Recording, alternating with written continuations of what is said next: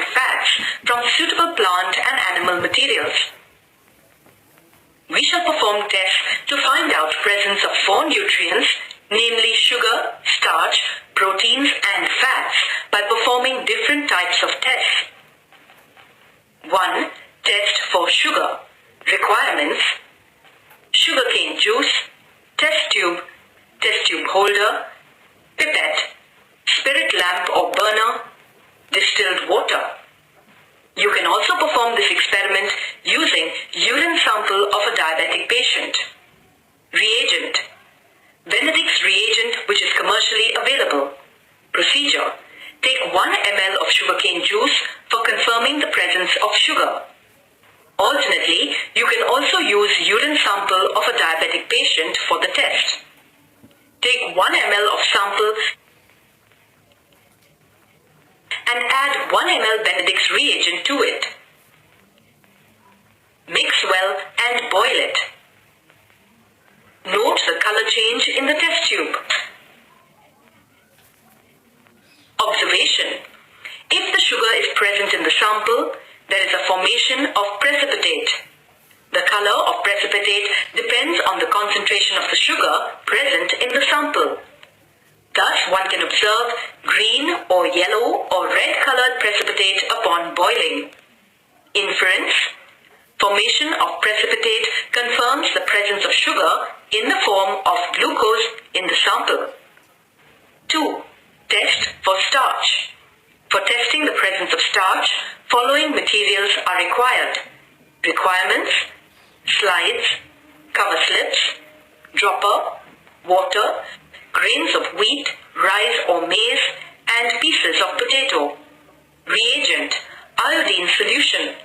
Procedure: starch occurs in the form of grains called starch grains. We shall learn to mount the starch grains. These grains can be mounted either by taking thin sections of the selected material. Alternately, we can squeeze the material and mount the fluid which oozes out. The section or the fluid is stained with iodine solution. This is done by adding 2 to 3 drops of iodine solution on the starch grains placed on the slide. Observation and result: starch grains take up iodine stain and turn blue. The blue grains, which you can note under the microscope, indicate presence of starch. The types of starch grains depend on the material chosen for the mounting. Under the microscope, the following types of starch grains will be seen. Potato shows simple and eccentric starch grains. Starch grains in rice are small, polygonal, either simple or compound, and concentric. Starch grains of maize are simple and concentric with an elongated hilum. 3. Test for proteins. Next is the test of proteins, for which we shall require following items. Requirements: gram flour, egg albumin, test tubes, test tube holder, pipette, spirit lamp or burner. Reagents. Reagents used for testing proteins are 20% sodium hydroxide solution and 1% copper sulfate solution. Procedure: we shall take a small quantity of gram flour. We can also use egg albumin, that is, white part of raw egg in a test tube. Add 2 ml of water to the contents in the test tube and shake it well.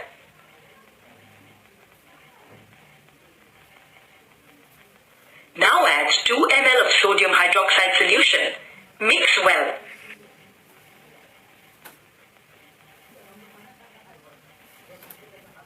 Now add a few drops of copper sulfate solution to the same test tube.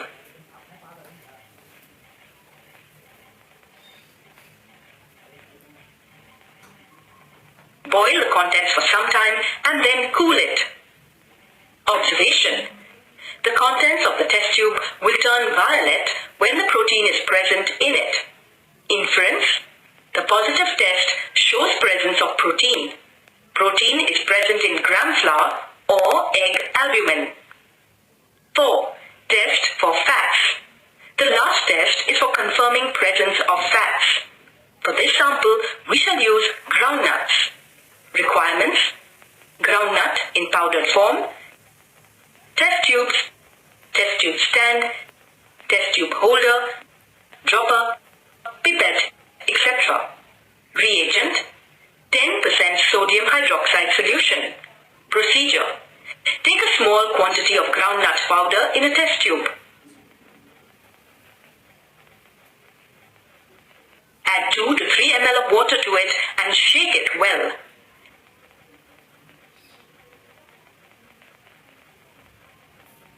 Add 3 to 4 drops of sodium hydroxide solution to the test tube and shake it again.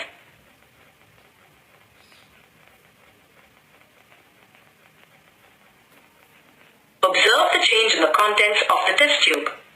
Observation.